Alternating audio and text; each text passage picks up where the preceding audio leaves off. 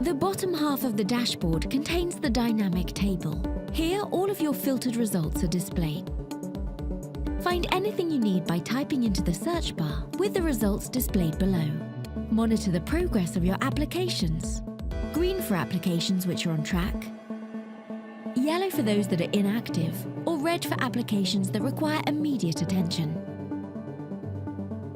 With a single click, you can view a summary of the applicant, or click View Details to see their complete file. You can sort the table in several ways.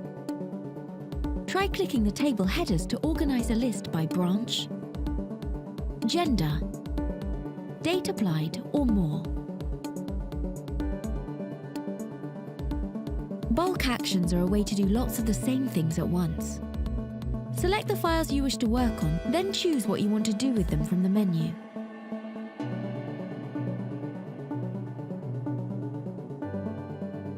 You can even export data from the table to an Excel sheet.